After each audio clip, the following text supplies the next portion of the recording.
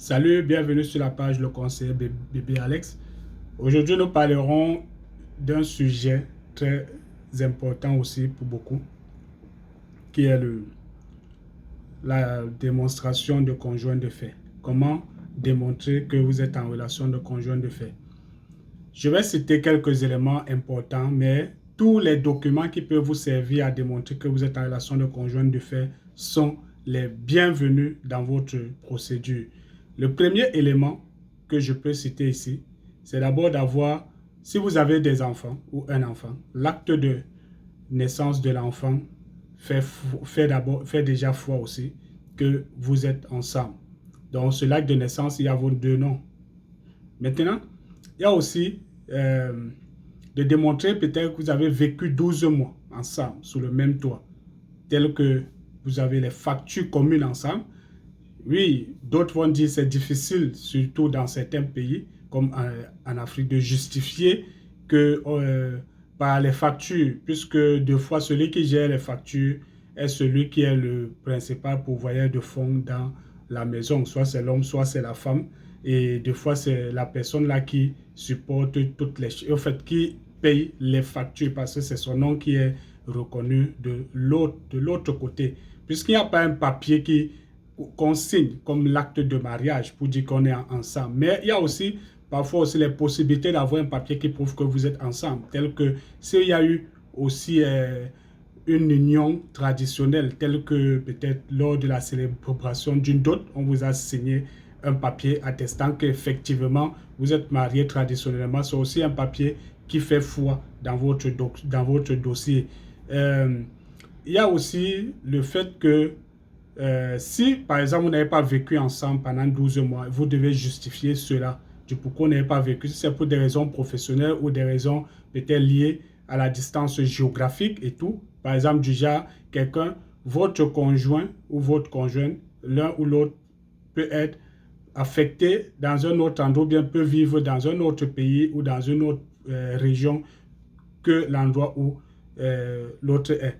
Alors, il faut démontrer que c'est pour des raisons professionnelles que ça a été difficile que vous viviez ensemble sous le même toit pendant 12 mois successivement. Et maintenant, les preuves, c'est quoi? Si par exemple, vous avez eu à effectuer des recours pour le recouvrement familial, par exemple, si vous êtes dans le même pays et peut-être professionnellement, vous avez écrit des lettres pour demander à ce que vous voulez aller retrouver votre conjoint ou conjointe, vous devez démontrer ces documents-là. Mais si ça n'a pas été fait, ce n'est pas grave et tout. Vous expliquez juste que pour des raisons professionnelles, vous dites aussi que vous n'aviez pas eu souvent le réflexe de peut-être demander ce recours parce que peut-être votre emploi ne vous permettait pas peut-être d'aller faire un recouvrement du fait que peut-être l'entreprise n'a pas une autre structure est là-bas et ça serait un énorme sacrifice pour vous de perdre votre emploi, surtout que vous aviez un projet de vie que vous pensiez qui conditionne le fait que vous deviez rester aussi à votre emploi et tout, mais vous étiez patient et tout. C'est pas grave. Une autre chose, c'est les photos. Vous devez avoir des photos communes ensemble d'abord et avoir les légendes de ces photos-là. Donc, si vous êtes filmé, peut-être quand vous étiez en balade ou quand vous étiez même en train de rire, vous vous êtes réveillé le matin, vous avez lancé. Donc, vous devez avoir les légendes de toutes les photos que vous avez prises ensemble. Vous devez avoir, si possible, les photos de vous, chacun dans sa belle famille aussi. Donc, l'homme est allé dans sa belle famille, la fille vice-versa. Dans les événements familiaux, vous devez avoir des photos de vous, de ces événements-là, avec des légendes, bien sûr. Et maintenant aussi, il y a une autre, vous aurez à remplir un formulaire, je crois, intitulé IM 5490, IMM 5490, qui est le formulaire de déclaration de conjoint de fait ou du partenaire conjugal, où on va vous poser des questions. C'est un peu comme une pré-entrevue que vous aurez à remplir, parce que même l'agent d'immigration certainement va vous poser des questions quand vous serez devant lui. Dans ce document, il est demandé parfois les informations sur comment vous vous êtes rencontrés Où est-ce que vous êtes rencontrés? Dans quel contexte? Où? Est-ce que c'est à partir des réseaux sociaux? Est-ce que c'était un événement quelconque, une fête et tout et tout? Vous devez avoir tous ces éléments, peut-être même aussi les dates.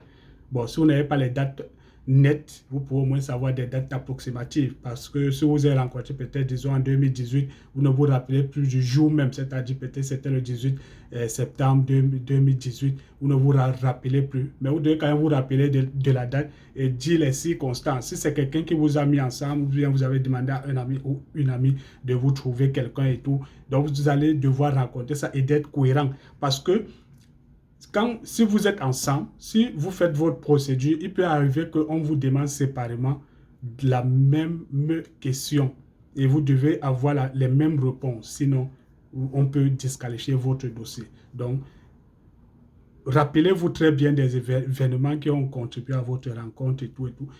Et vous allez vous y accrocher et vous y accorder. Maintenant, une autre chose très importante aussi, c'est que quand quand vous êtes ensemble, évitez, pardon, je perdais le fil des idées. Je voulais dire que évitez de faire des Photoshop, c'est-à-dire si vous n'avez pas de photo ensemble, évitez d'aller prendre une photo de vous où vous êtes peut-être seul, vous essayez de coller ça, parce qu'ils ont des experts en photo pour savoir si c'est un montage. Évitez, si vous n'avez pas de photo, n'inventez rien. S'il n'y a que les photos, si vous n'avez pas de photos de vous ensemble, n'inventez rien. Si la fille, parce que les filles aiment souvent prendre beaucoup de photos, si la fille a les photos peut-être avec ses belles-sœurs et autres, oui, vous pouvez ressortir ça. Toute photo qui peut aider à la compréhension du fait que vous soyez ensemble sont les bienvenues.